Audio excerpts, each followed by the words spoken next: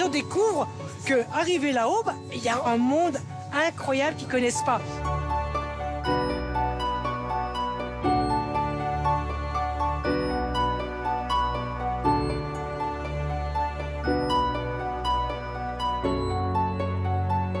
Quand on est dans un environnement comme ça, entouré de montagnes, soit on aime, soit on déteste. Et pour ma part, je suis tombée amoureuse.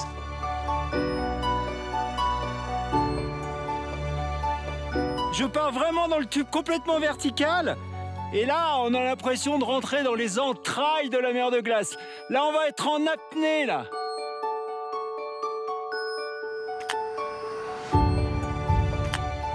Victor Hugo est venu, il a failli tomber dans une crevasse.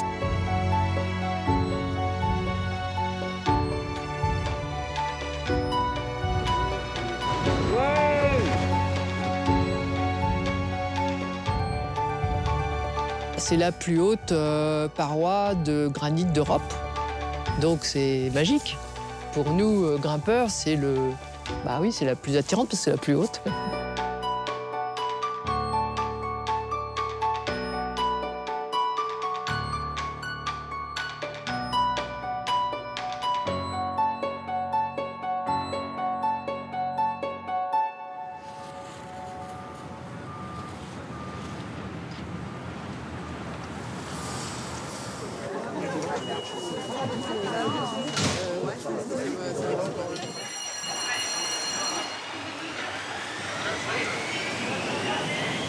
Pour rejoindre l'hôtel, l'expérience commence par un voyage de 20 minutes à travers la montagne, à bord du petit train du Mont-en-Vert.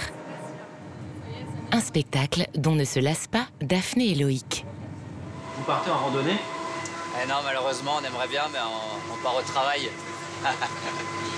Ce serait cool, hein, d'aller en randonnée. Ouais, c'est notre petit quotidien. Tous les matins et tous les soirs, on prend ce petit train.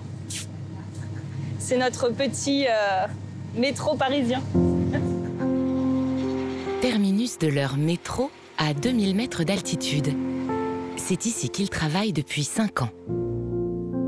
Dans cette immense bâtisse perchée au-dessus du plus grand glacier français.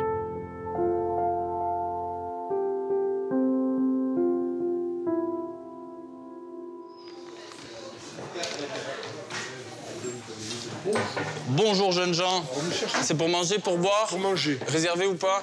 On n'a pas réservé. Ok, je vais voir si j'ai une petite place. Le restaurant de l'hôtel accueille les touristes venus chercher un peu de chaleur dans ce monde de glace.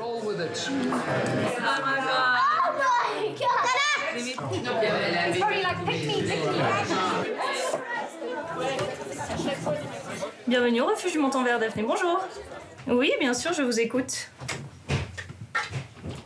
Ah non, vous ne pouvez pas accéder au refuge en voiture. Il faudra prendre le train à Crémaillère, au niveau de la gare du Mont-en-Vert à Chamonix.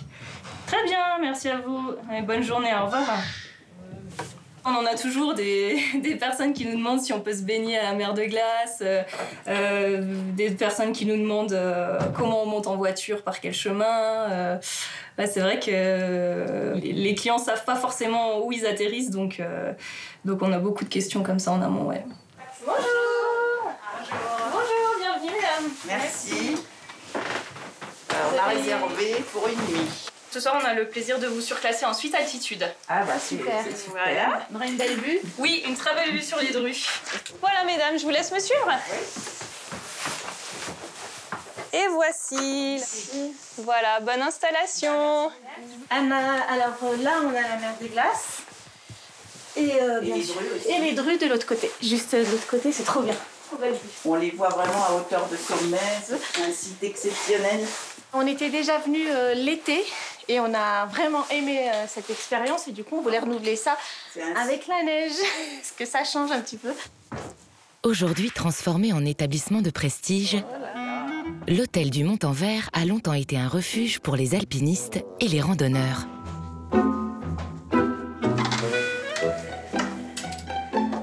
Ça, c'est notre chambre pour 10 personnes. Désormais, c'est une chambre réservée aux groupes et aux familles. Il y a encore quelques années, on louait un lit à la nuit, comme dans tout refuge traditionnel. On avait des alpinistes qui arrivaient ici, et souvent, ils avaient peut-être été trop optimistes dans leur course. Donc ils arrivaient tard le soir, le service était fini. Donc on demandait à la cuisine s'ils pouvaient faire une soupe avec une planche de charcuterie et ça leur allait bien. Qu'ils soient alpinistes, randonneurs ou simples visiteurs, tous viennent au Montanvert pour la même raison, la mer de glace.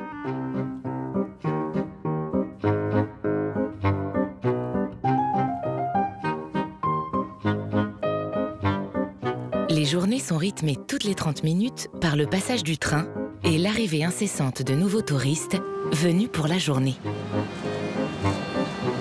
Il faut savoir que ce petit train, c'est le petit train un peu mythique hein, de Chamonix qui va nous conduire à ce que l'on appelle la mer de glace, vous le savez certainement. Et c'était l'excursion à la mode durant la Belle Époque. Mais avant qu'on en prenne le train, il ne faut pas oublier que l'on utilisait des mulets. Et c'était très important, on utilisait des mulets parce que ça permettait de transporter les gens. Les Chamoniards, ils tenaient beaucoup. Il y avait à peu près 300 mulets qui travaillaient à Chamonix.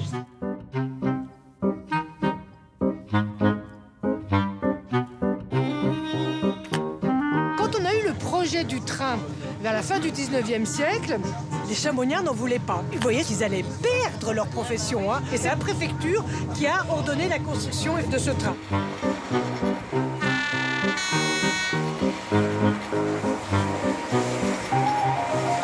Des trains électriques, il y en avait comme ça un petit peu partout, mais celui-ci vous conduit au cœur de la haute montagne. Et les gens découvrent qu'arrivé là-haut, il y a encore un monde incroyable qu'ils ne connaissent pas. Ah, c'est pas mal, hein? Non, mais regardez, ça, c'est le paysage le plus extraordinaire qu'on puisse avoir. Ah. Vous imaginez les premiers quand ils sont arrivés ici?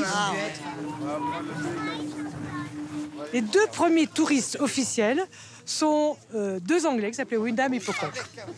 Et c'est assez intéressant parce que ces deux Anglais faisaient ce qu'on appelait à l'époque le grand tour. Le tour, c'était découvrir les anciennes civilisations. On partait de Londres, on allait à Paris, puis on s'arrêtait à Genève. Et ils arrivent à Genève et ils voient le Mont Blanc. Vous savez que de Genève, on voit très très bien le massif du Mont Blanc. Ces deux Anglais demandent, mais qu'est-ce que c'est que ces montagnes? Et les jeunes le voient de dire, oh là là, ça, ce sont les montagnes maudites. Il ne faut surtout pas y aller, c'est dangereux. Au XVIIIe siècle, Chamonix est une terre inconnue des voyageurs.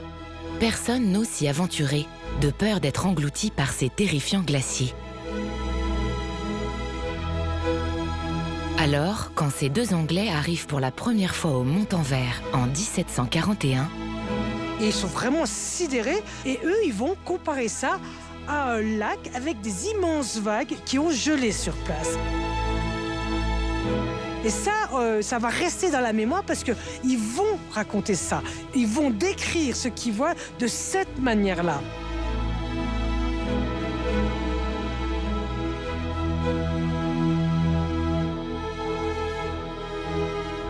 Leurs écrits attirent vite les curieux. En 1780, on y construit une petite cabane en bois, considérée dans la vallée de Chamonix comme le premier refuge de l'histoire. C'est l'ancêtre de l'hôtel du Montanvert.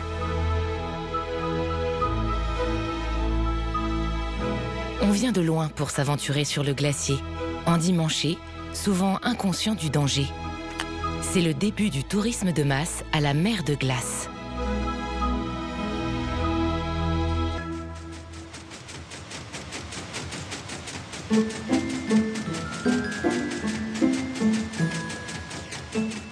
Dans les années 50, on compte jusqu'à 10 000 visiteurs par jour.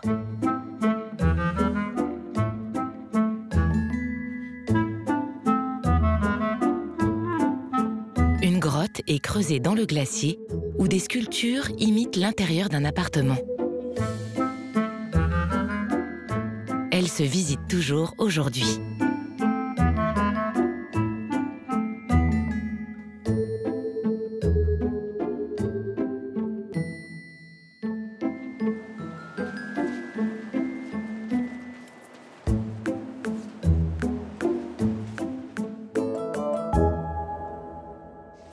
Ici, on a des milliers de touristes, mais il ne faut pas oublier quand même que parmi les personnages connus, on parle souvent de Victor Hugo, parce que Victor Hugo est venu, vous savez, il était jeune, il avait 23, 24 ans, hein, c'était quand même encore un gamin. Eh bien, il a marché ce glacier, et puis il y a eu Mes parents, je ne sais pas très bien ce qui s'est passé, mais il a failli tomber dans une crevasse. Et le guide l'a retenu, enfin ça a été un événement, le guide s'est quand même fait engueuler par ses collègues. Et il s'est fait très très peur, Victor Hugo. Hein. Il a eu peur. On peut comprendre que quand on glisse effectivement sur la glace, il y a de quoi se faire peur. Il aurait pu disparaître et ne jamais... Il aurait pu, exactement. On aurait pu ne jamais avoir les grandes œuvres de Victor Hugo. L'auteur des Misérables n'est pas le seul écrivain à s'être rendu sur la mer de glace. Ils sont nombreux à venir chercher dans ces paysages une source d'inspiration. Parmi eux, Alexandre Dumas écrira « Le premier soin qu'on éprouve en arrivant sur le plateau, c'est le désir d'embrasser d'un seul coup d'œil la large nature qui vous environne.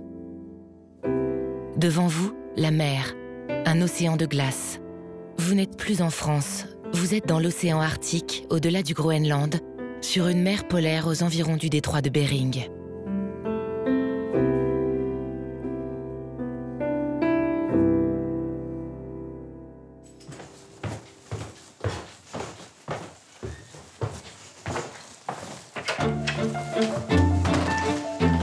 Toutes les chambres portent le nom d'un personnage connu.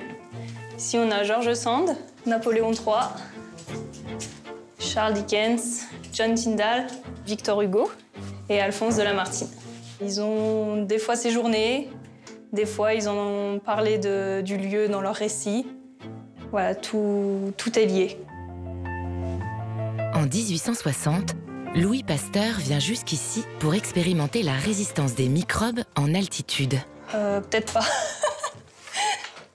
On a Loïc qui est en train de changer un lavabo. Allez, vous pouvez aller le voir.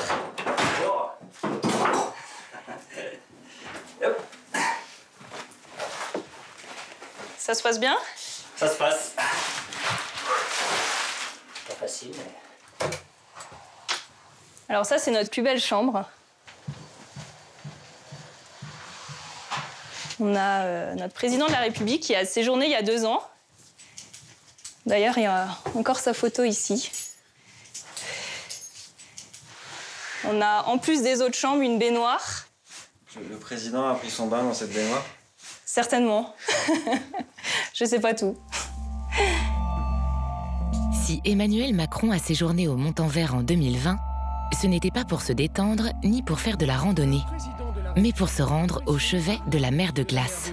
Le glacier a perdu 120 mètres d'épaisseur en un siècle, témoignage visible du réchauffement climatique qui frappe les Alpes plus fort qu'ailleurs.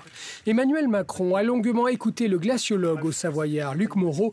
Il ausculte le glacier tous les ans. Depuis 200 ans, le glacier a reperdu 200 mètres et 3 km de longueur. Si vous séjournez à l'hôtel du Montanvert, vous avez de fortes chances de tomber sur Luc, le glaciologue. Ici, il connaît tout le monde. Loïc, hey. Bon, ça y est, la neige est là. Salut, ouais, ça y est, c'est tombé, enfin.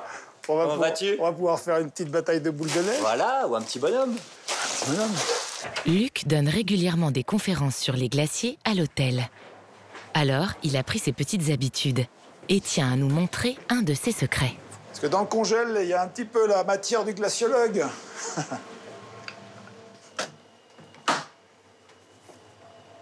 Hop là. Donc voilà, là, ici, c'est ma chambre. Je dors ici. Dans le frigo? Ouais, dans le frigo. Voilà, puis bah, ici, on a le petit morceau de la mer de glace. Donc c'est de la glace qui a à peu près 300 ans. C'est de la glace qui était de la neige à l'aiguille du Midi il y a 300 ans. Donc à l'intérieur, bah, il y a des petites bulles d'air, du petit âge glaciaire. J'ai toujours des blocs ici, comme ça, quand on a des groupes, des clients, des étudiants. Je raconte un peu la glace, je la sors dehors, et puis après, on raconte la matière. Et les gens, ça les étonne toujours, mais surtout l'âge de la glace, quoi, 300 ans, c'est plus vieux que nous tous. Même de cet hôtel, hein, qui est de 1880. Voilà. Merci. Donc c'est un peu mon bureau.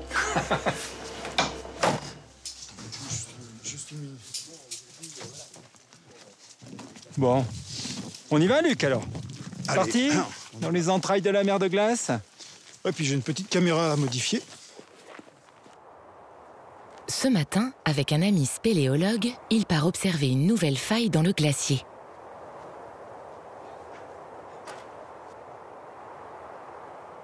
La mer de glace, ça représente un peu comme tous les glaciers du monde. Les glaciers sont en retrait.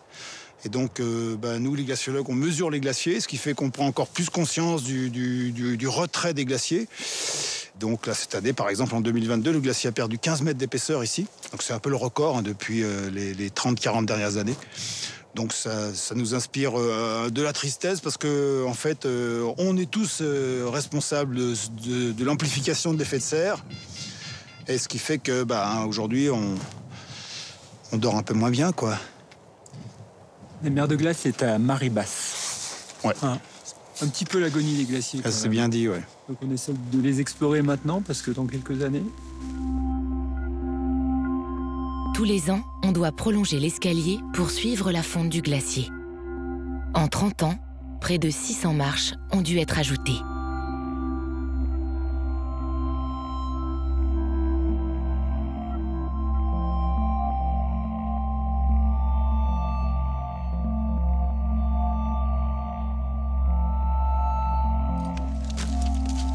Ah bah voilà, on y est!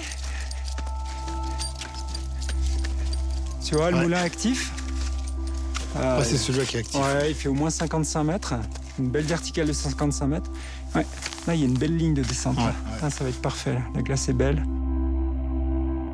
Donc ça, c'est ce qu'on appelle un moulin glaciaire. En fait, c'est un puits creusé par une rivière de surface. Donc ça, c'est Joseph Vallot qui avait donné ces noms-là.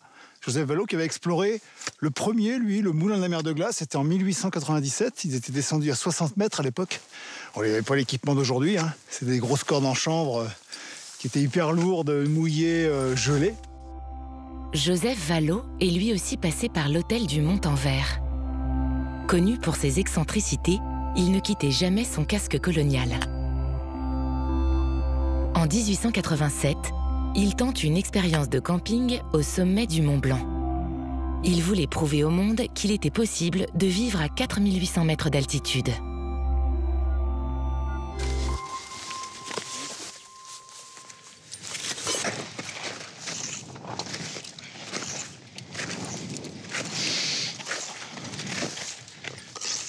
Bon, c'est juste une petite caméra qui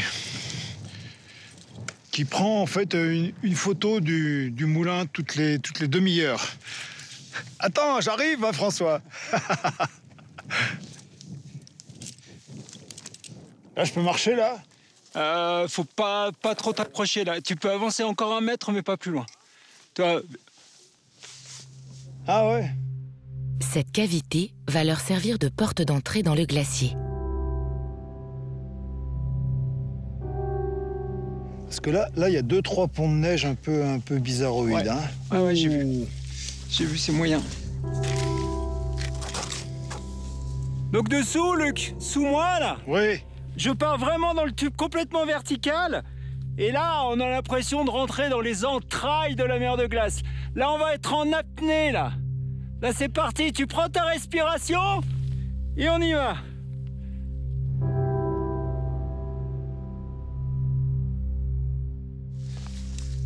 Ah ouais, il y a de l'ambiance là. Ouais. J'ai 35 mètres sous moi. Ok. On peut y arriver avec ta corde, hein.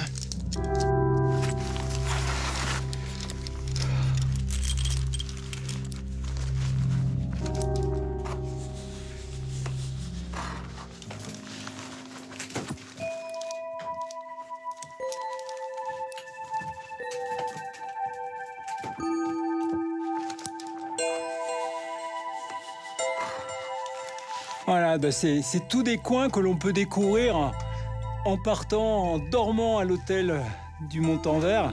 Et c'est vrai qu'on allie l'histoire en pensant à Joseph Vallot qui est venu là il y a plus de 130 ans. C'est quand même... voilà, on perpétue l'histoire quelque part. Voilà, mon Luc! Ouais, génial! Bravo! Ouais. Fou! Ah, c'est super! Une fois arrivés à 55 mètres de profondeur, les deux hommes vont récupérer les échantillons essentiels à l'étude du glacier. Alors, hop. Petit idiot. Oh, c'est pas le tout, Luc. Il va falloir quand même remonter pour retourner à l'hôtel. Ah, on va se réchauffer, là. Hein. Ah ouais.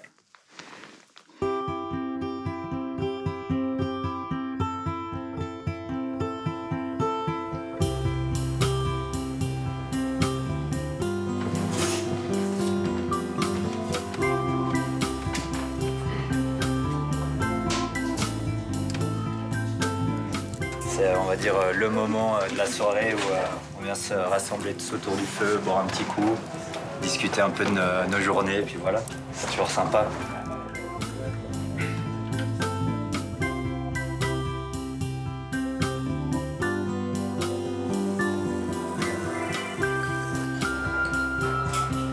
Une fois réchauffé, Luc va nous dévoiler les trésors captés par ses appareils photo.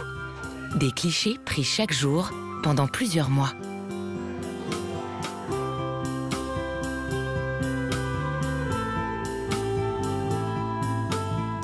Tu vois la vie du glacier que tu n'as pas pu voir pendant 2 mois, 3 mois, 4 mois, 5 mois.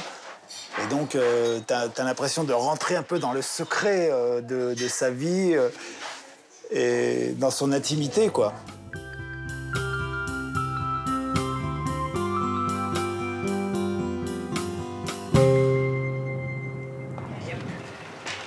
Allez, va. Une fois par semaine, Daphné et Loïc assurent une nuit de permanence à l'hôtel avec leur chien Iceberg. La nuit ici, c'est calme. Après, ça dépend. Des fois, on peut avoir la tempête, on peut être amené à devoir fermer tous les volets d'un coup. Mais non, en général, c'est calme, c'est reposant. Puis, je sais pas si c'est dû à l'altitude ou au fait qu'il n'y ait pas tous les bruits qu'on peut avoir en bas à Chamonix ou je sais pas. En 2018, à 28 ans, Loïc arrive de Bruxelles pour passer la saison d'hiver. Il n'est jamais reparti. C'est là où j'ai rencontré Daphné, grâce au train, grâce au petit train du Montanvert. Elle prenait le train pour monter, et puis j'ai pris mon courage à deux mains, entre guillemets. Et on a discuté pendant un petit moment, et puis on s'est échangé nos contacts, et puis nos premières aventures, c'était faire de l'escalade. Quand on est dans un environnement comme ça, entouré de montagnes, soit on aime, soit on déteste. Mais pour ma part, je suis tombée amoureuse. De la montagne.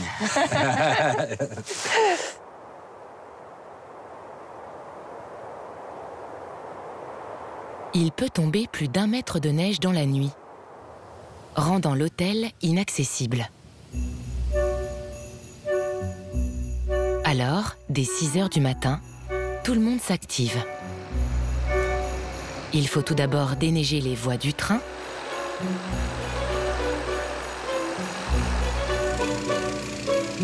puis la terrasse de l'hôtel.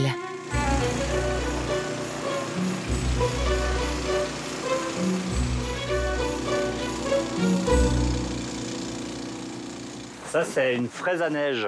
C'est un peu comme une tondeuse à herbe, mais à neige. Voilà. C'est pratique. C'est bien pratique. Ça nous évite trop d'efforts de bras. C'est Daphné qui s'y colle aujourd'hui.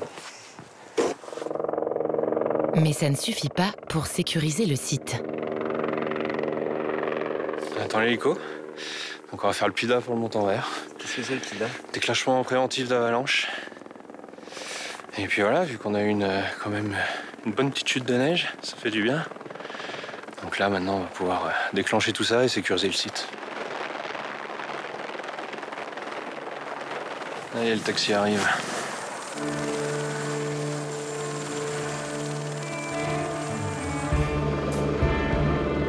Avant l'arrivée des touristes, Julien doit déclencher toutes les avalanches autour de l'hôtel.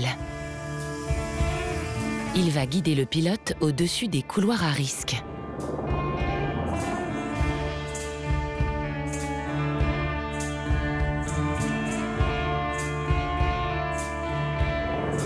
Le petit engin sous l'hélicoptère contient un mélange d'hydrogène et d'oxygène.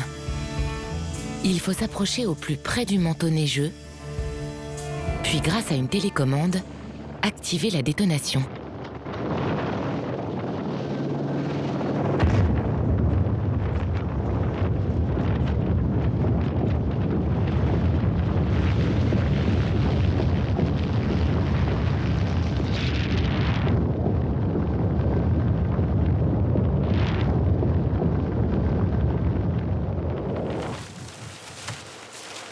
le premier train, celui du ravitaillement, peut désormais monter.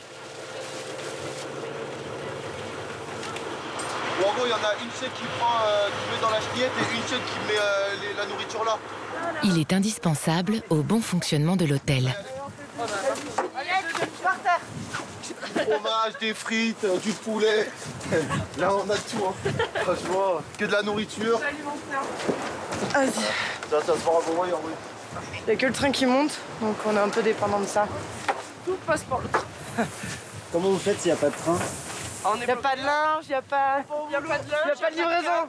Et il n'y a pas de staff. Il n'y a pas de staff non plus. Il n'y a pas de clients. Pas de train, pas d'hôtel. Déjà le déjeuner, avec nos deux groupes de 50 et de 13 à midi, où tout est prêt. OK. La demande spéciale du client sur les réservations avec notre gâteau au chocolat. Sur les 8, il passe à table à 14 h. On n'a pas eu d'autres demandes à part ça. Au Montanvert, bonjour à tous. Bonjour chef. On peut servir près de 200 couverts par jour. Bonjour Dylan. Alors, au cas où le train serait bloqué par la neige, le chef a des réserves. Donc nos meules qui sont arrivées tout à l'heure, tous nos fromages viennent de la coopérative du Val d'Arly. On essaye de travailler des produits locaux au maximum. Vu qu'on est frontalier avec l'Italie, on a des petits clins d'œil avec la Giancal, c'est une gorge de porc séchée. On va retrouver du lard de colonnata, nos jambons de pays, nos reblochons, bien sûr.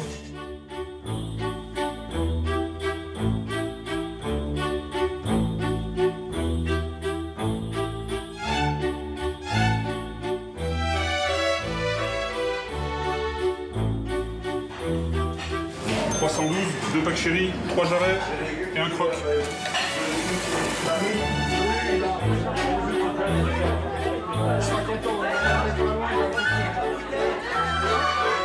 Si en salle tout se déroule comme d'habitude, en coulisses, on s'apprête à gérer un imprévu de taille.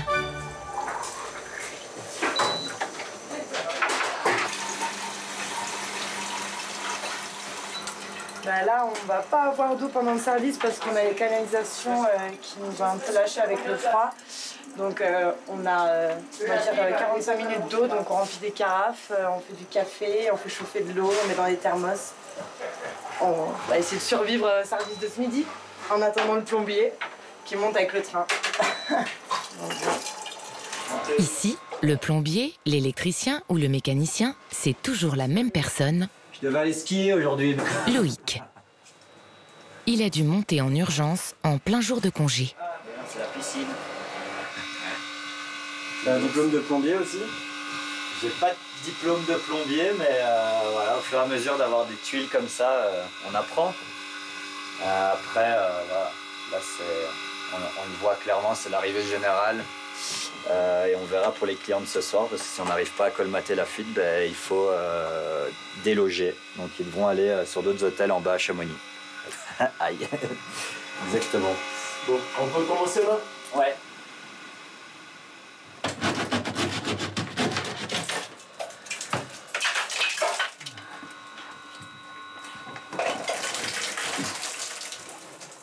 Fais gaffe, hein. Non, mais là, c'est dans les gaines, ça va. Ah. Allez, Loïc. La merde. Ça va, Daphné? Il a pas tout. On est au top. Oh, on a connu mieux. Attends. Oui. Parfait. Parfait. Laisse-le tourner. Ça veut dire quoi, Ça veut dire qu'on a isolé le problème. Tout l'hôtel est bon.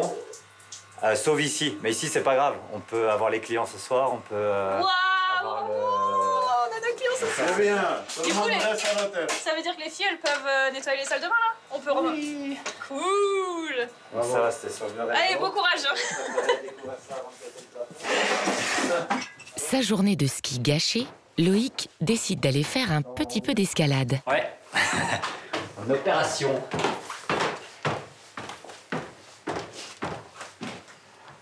Et donc là, tu passes par la fenêtre. Voilà. Il doit réparer un câble sur la façade.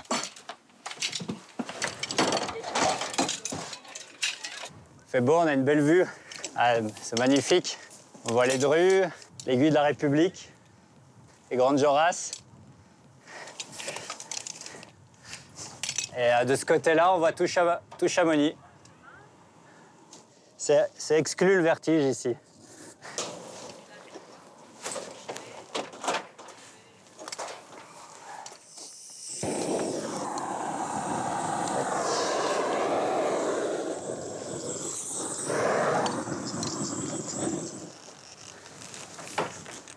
Face à l'hôtel, une montagne volerait presque la vedette à la mer de glace.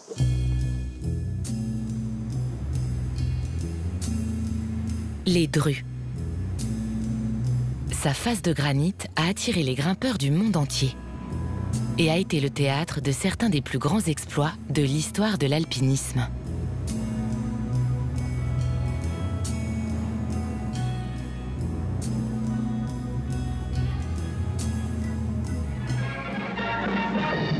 Un homme est parti seul depuis 3 jours pour tenter de résoudre un des derniers problèmes de l'alpinisme actuel. Sacrifiant sa nourriture au matériel, il est parti avec seulement 3 jours de vivre. Sans nouvelles de lui, nous essayons désespérément de l'apercevoir dans nos jumelles. Quant au problème, le voici, une immense paroi verticale et surplombante de 800 mètres de haut.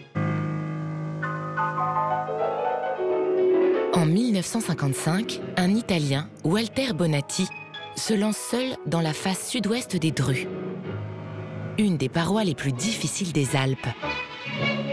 L'exploit est retentissant. En 6 jours et 5 nuits, il gravit pour la première fois le pilier sud-ouest.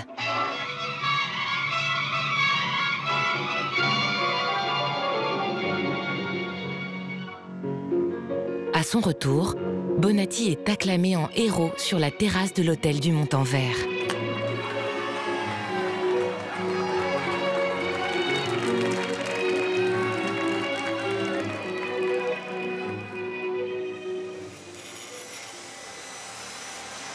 Mais c'est avec une femme que cette montagne va vivre sa plus belle histoire.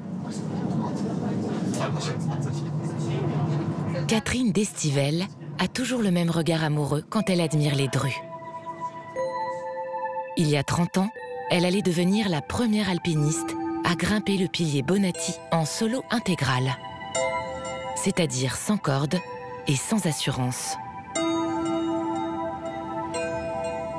Un an plus tard, en 1991, elle se lance dans une nouvelle aventure.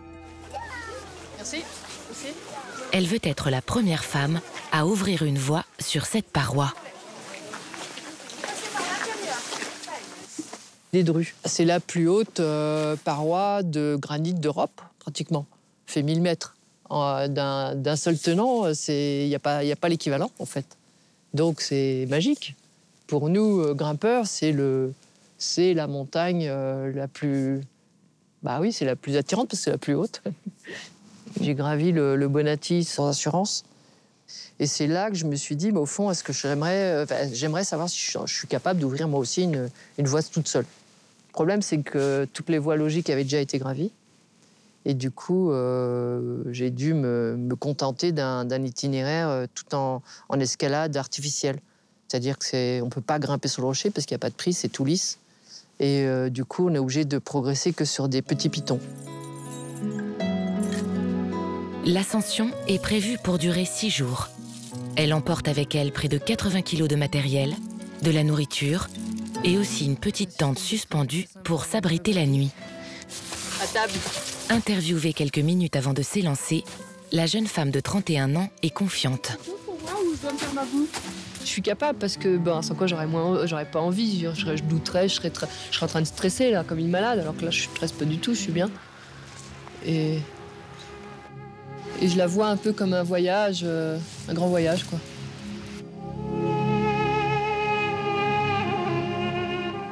Très vite, je m'aperçois que l'ascension va pas être facile. Ça avance pas vite et puis surtout 2 jours après le début, mauvais temps arrive. Donc ça, c'était pas du tout prévu. Et je me retrouve avec une tempête monstrueuse, avec des blocs qui tombent dans tous les sens. Enfin, c'était assez dantesque. Et là, je me suis terrée dans ma tente, et puis j'ai attendu que ça passe, en fait. Parce que j'aurais pu descendre, mais je me disais, si je descends, j'y retournerai pas, quoi. Et donc, j'ai vu que là où j'étais, c'était pas dangereux, c'était le plus sage de rester là. Aujourd'hui, j'ai dû faire une dizaine de mètres, mais j'ai démarré tard parce que je savais pas trop quel temps il allait faire et tout, il neigeait fort. Je donne quand même la météo. Demain, c'est moyenne, mais à partir de samedi, dimanche, lundi, mardi, beau temps. Ah bah j'espère, parce que c'est sordide. Hein. J'ai mal aux mains, par contre j'ai mal aux mains, j'ai les bouts de doigts complètement esquintés. Pour les mains, c'était dramatique. C'était une plaie, j'exagère, mais c'était que des croûtes et puis surtout tout fissuré au bout. Et donc dès que je touchais quelque chose, ça faisait mal. Comme Walter Bonatti, quand il est sorti de là, il y a une légende qui dit qu'il y a quelqu'un qui lui a ouvert sa braguette pour qu'il aille pisser, parce qu'il avait tellement mal aux doigts que...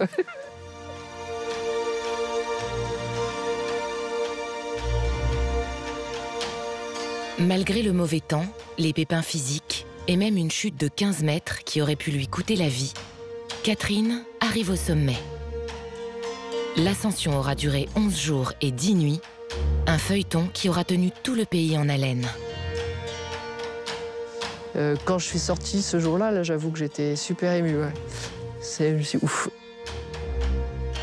Une voie portera désormais son nom, la d'Estivelle. Vous y retournerez un jour? Pas par cette... Oh, j'en sais rien, en fait. On ne veut jamais dire jamais. Mais... oui, j'y retournerai, mais pas forcément de ce côté-là, mais de l'autre côté. Ouais.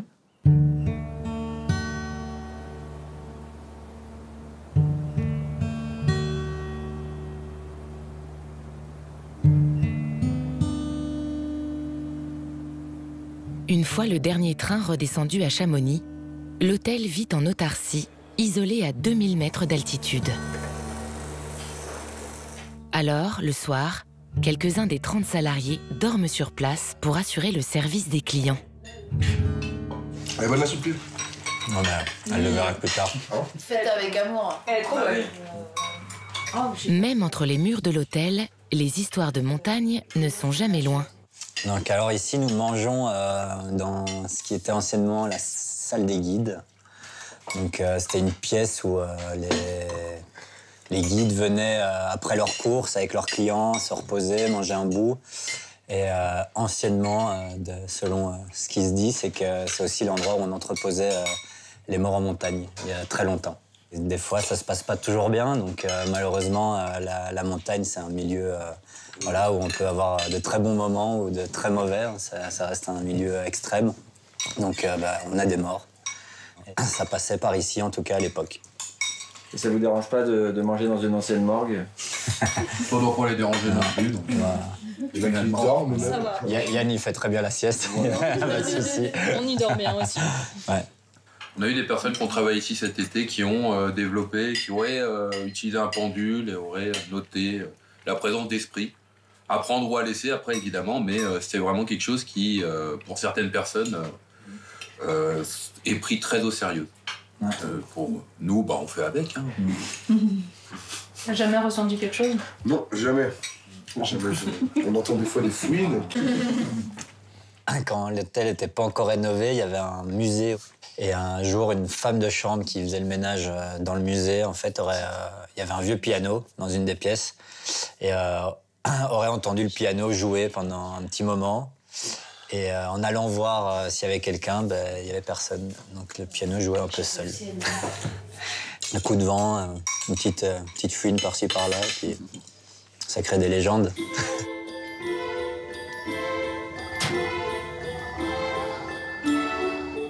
C'est même ici qu'a été imaginé le monstre le plus célèbre de la littérature fantastique. En 1816, la jeune Marie Shelley se rend au Montanvert. Elle est frappée par l'écho incessant des chutes de glace et de roches. Elle compare le Mont Blanc à un énorme animal dont le sang glacé circule éternellement dans ses veines de pierre. Le lendemain, elle raconte à son amant un horrible cauchemar qu'elle a fait pendant la nuit. Un monstre hideux, créé par l'homme, finit par détruire son créateur. Elle lui donne un nom, Frankenstein.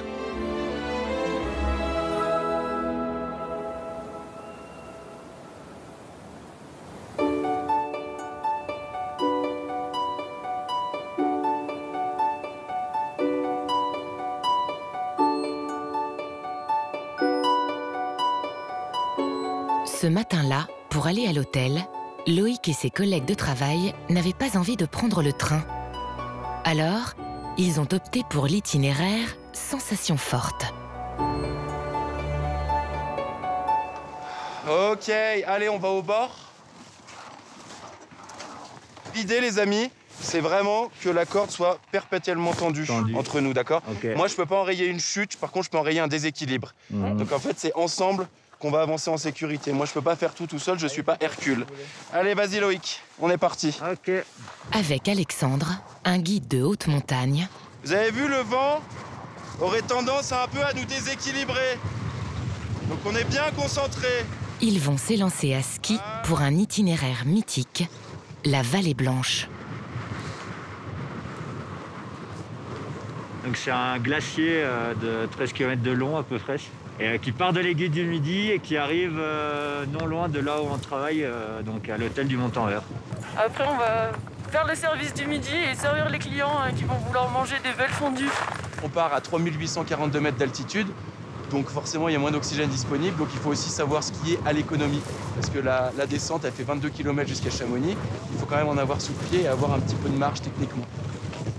Et après, au niveau des dangers, c'est les dangers inhérents à la pratique du ski de montagne, donc les crevasses, les séracs, les avalanches. Et voilà, quoi. Je veux dire, si on est bien formé ou bien encadré, c'est pas plus dangereux que n'importe quelle sortie en montagne. C'est bon, on y va? On fait gaffe, c'est cartonné! Waouh!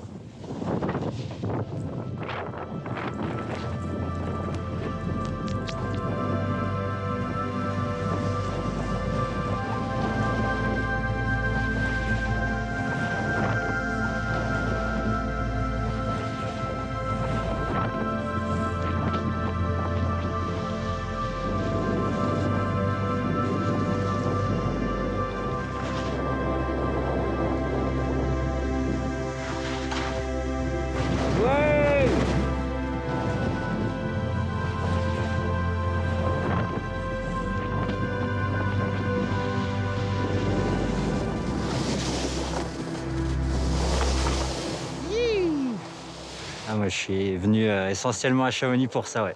Pouvoir faire un maximum de sorties sur le temps libre. C'est quitter un peu le stress de la ville, tout ça, pour avoir une belle vue et être juste content et le smile toute la journée. C'est rare de skier sur un glacier vieux de plusieurs milliers d'années, quoi. C'est ça qui est fou. C'est quand même dingue. Puis on a la beauté de toute la glace bleue, tous les séracs, toutes les crevasses. Donc c'est top.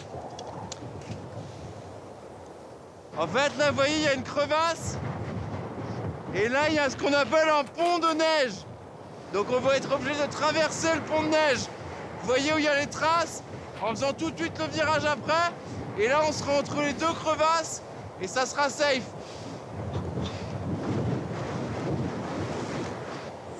C'est bientôt la fin du périple. On voit le Montanvert. Après 4 heures de descente, les skieurs arrivent enfin au pied de l'hôtel. On arrive au boulot, ça y est. Moi, je termine mon boulot, vous commencez en fait. Voilà. Une bonne chose à une fin. Boulot, boulot, boulot.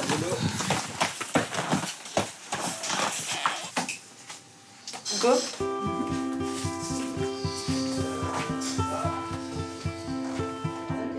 Depuis ses dernières rénovations, l'hôtel est ouvert toute l'année, été comme hiver.